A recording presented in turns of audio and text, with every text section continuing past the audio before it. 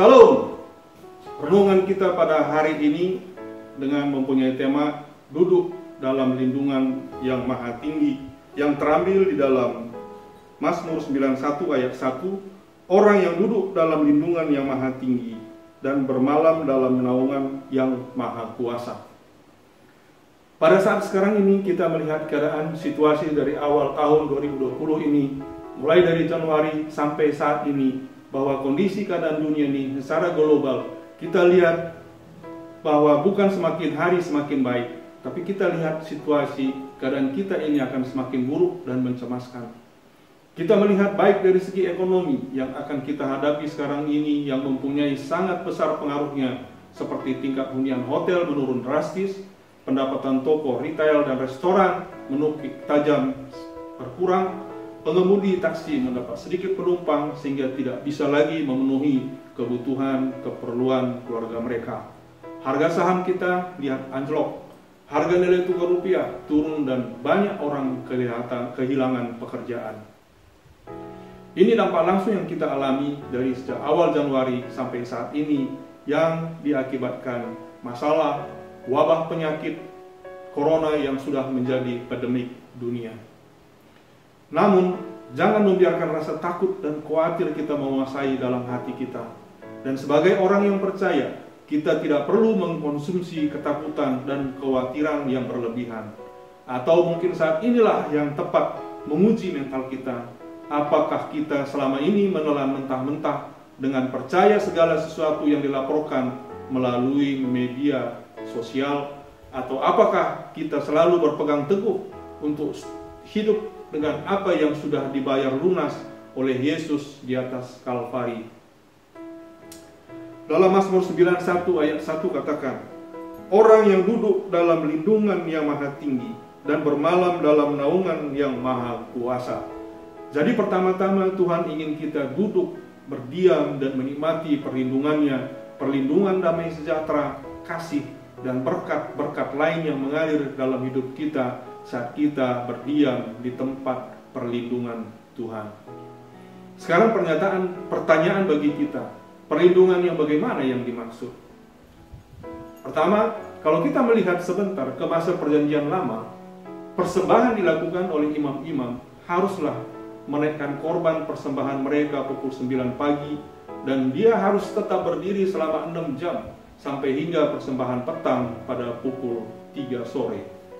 Kalau kita melihat Tuhan Yesus disalibkan pada pukul 9 pagi dan tergantung di sana selama 6 jam sehingga meninggal pukul 3 sore, sekaligus menggenapi kedua persembahan itu, persembahan pagi dan petang.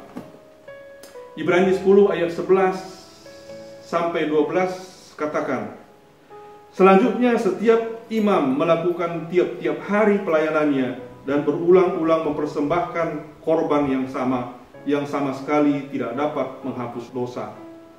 Tetapi ia setelah mempersembahkan hanya satu korban saja karena dosa, ia duduk untuk selama-lamanya di sebelah kanan Allah. Yesus telah menjadi korban persembahan terakhir sehingga tugas imam selesai dan tidak perlu lagi berdiri saat Tuhan berseru, sudah selesai. Yohanes 19 ayat 30 katakan, sesudah Yesus minum anggur asam itu, berkatalah ia, sudah selesai. Lalu ia menundukkan kepalanya dan menyerahkan nyawanya. Maka mulai saat ini kita dapat duduk bersama-sama Kristus dalam lindungan yang maha tinggi, tempat perlindungan yang damai, aman karena darah Kristus yang tercurah di Kalvari, yang telah membayar lunas semua serta berkat perlindungan dalam Mazmur 91. Jadi pertama-tama kita dapat duduk dalam lindungan yang maha tinggi dengan perlindungan yang aman dan damai karena darah Kristus. Kedua, perlindungan dalam Yesus. Tempat perlindungan yang maha tinggi adalah tempat di mana kita ada di dalam Kristus. Apakah kita setuju berada di dalam Kristus adalah tempat persembunyian yang paling aman? Mungkin kita bertanya, bagaimana caranya? Yaitu dengan menerima dan menyerahkan total rasa cemas dan kekhawatiran kita kepada Tuhan Yesus sebagai Tuhan dan Juru Selamat kita. Karena pada waktu kita menjadi orang percaya dan lahir baru, maka Bapa yang di surga memandang bahwa kita sudah ada di dalam Kristus Yesus. Sebagai contoh, ingatkah kita ketika Nuh berada di dalam bahtera saat air bah datang? Walaupun Nuh bukan manusia sempurna, tapi Tuhan memandangnya sebagai orang benar karena imannya di dalam Tuhan. Dan ketika tiba datang air bah, semua orang yang berada di luar bahtera tewas, tapi Nuh dan keluarganya terlindung dengan aman. Mengapa? Karena mereka berada di dalam bahtera. Dan bahtera ini kita anggap sebagai gambaran Kristus yang menjadi Juru Selamat bagi kita. Bahtera tersebut tidak memiliki jendela sama sekali di bagian samping kiri dan kanan, tetapi hanya ada jendela di bagian atas. Mengapa?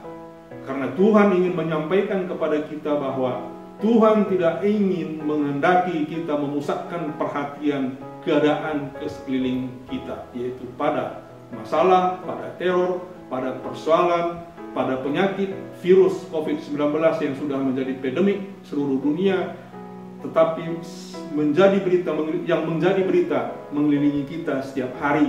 Tetapi Tuhan ingin kita menatap ke atas dan mengetahui bahwa Ia sudah mengutus putranya yang tunggal untuk kita dan hadir untuk kita. Kita percaya Nuh juga pernah mengalami hempasan ombak menerjang bahteranya, tetapi dia terhampas di dalam bahtera dan tidak pernah ia terhampas terlempar keluar daripada bahteranya. Demikian pula kita yang percaya kepada Dia. Ketika iblis mengelilingi sekeliling kita, menyerang kita, mungkin kita terjatuh, tetapi jangan sempat kita terguling meninggalkan posisi kita di dalam Kristus. Kita harus tetap di dalam Kristus.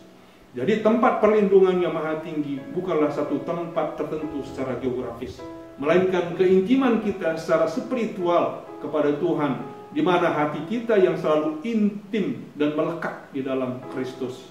Karena hanya Tuhan yang dapat menjaga kita dalam lindungannya. Karena hanya Tuhanlah yang dapat menempatkan kita di lokasi yang tepat, pada saat yang tepat, sehingga kita terlindungi, dan yang akan melepaskan kita dari jerat perangkap burung dan dari penyakit sampar yang busuk. Bila kita lihat iblis adalah sebagai seorang pemburu burung yang profesional, ia memasang perangkap dan menutupi dengan seksama untuk menyergap mangsanya. Dalam Yohanes 10 ayat 10 menggambarkan iblis sebagai pencuri pembunuh yang datang untuk mencuri, membunuh, dan membinasakan. Di dalam iblis masih ada di bumi ini. Selama iblis masih ada di bumi ini, maka kita tahu bahwa kegelapan pun pasti ada. Demikian pula kecelakaan, penyakit, maupun kematian.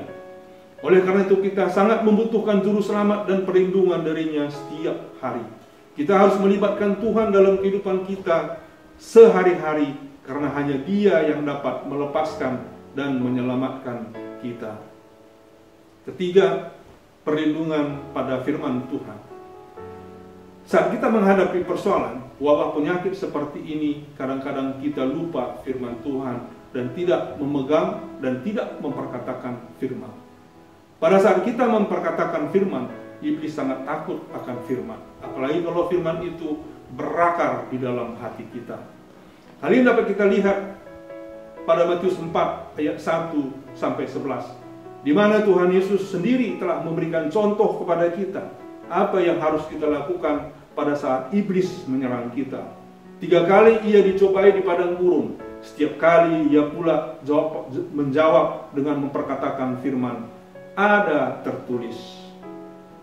Kita dapat mencegah iblis atau musuh menyerang kita, tetapi kita tentu dapat membela diri serta dengan memperkatakan firman. Bagaimana cara kita memperkatakan firman? Sebagai contoh, ketika suatu pagi kita mendengar bahwa ada 3 orang dari lingkungan kita yang kita kenal, keluarga terkena positif COVID-19, maka pada saat itu kita harus berkata, ada tertulis, sesungguhnya Dialah yang akan melepaskan engkau dari jerat perangkap burung, dari penyakit sampar yang busuk.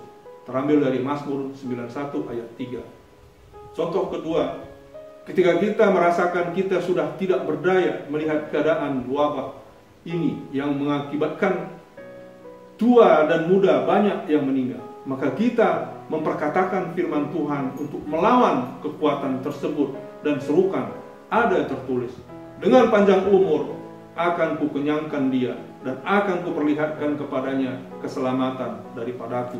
Mazmur 91 ayat 16. Jadi ketika kita memperkatakan firman ini, kita mengenakan perisai iman dan melepaskan kuasa untuk melepaskan kita dari penyakit yang mematikan tersebut. Oleh karena itu kita harus tetap memelihara firman di dalam hati dan memegang serta memperkatakan. Karena ketika kita tetap berpegang pada firman dan dengan teguh dalam iman, maka kita akan berjalan lebih jauh dalam perlindungan Tuhan. Kita lihat Ayub 5 ayat 19 sampai 26. Dari 6 macam kesesakan engkau diluputkannya, dan dalam 7 macam engkau tidak kena malapetaka. Pada masa kelaparan engkau dibebaskannya dari maut, dan pada masa perang dari kuasa pedang. Dari cemeti lidah engkau terlindung, dan engkau tidak usah takut bila kemusnahan datang. Kemusnahan dan kelaparan akan kau tertawakan, dan binatang liar tidak akan kau takuti. Karena antara engkau dan batu-batu di padang akan ada perjanjian, dan binatang liar akan berdamai dengan engkau. Engkau akan mengalami bahwa kemahmu aman, dan apabila engkau memeriksa tempat kediamanmu, engkau tidak akan kehilangan apa-apa. Engkau akan mengalami bahwa keturunanmu menjadi banyak, dan bahwa anak cucumu seperti rumput di tanah. Dalam usia tinggi engkau akan turun ke dalam kubur, seperti berkas gandum dibawa masuk pada waktunya. Ini adalah satu janji Tuhan yang diberikan kepada kita di tengah masalah, persoalan yang menghimpit kita yang amat sulit. Tapi oleh karena dorongan iman, kita dapat meraih janji tersebut bukan dari atas pengalaman kita. Yohanes 16 ayat 33 katakan, semuanya itu kukatakan kepadamu supaya kamu boleh memperoleh damai sejahtera dalam aku. Dalam dunia kamu menderita penganiayaan, tapi kuatkanlah hatimu, aku telah mengalahkan dunia.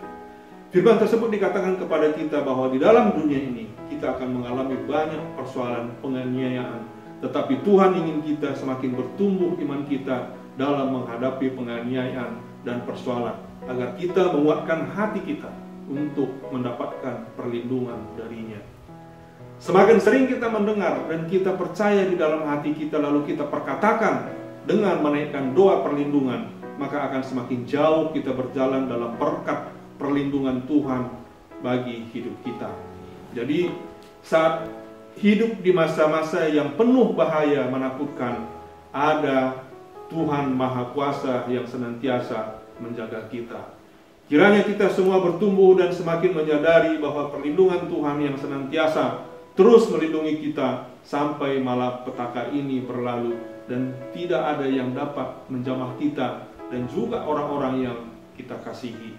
Dan setiap berangkat keluar rumah dan kemanapun, mari kita ambil sejenak untuk datang ke hadapan Tuhan untuk meminta pertolongannya. Amin. Tuhan Yesus memberkati kita semua. Salam.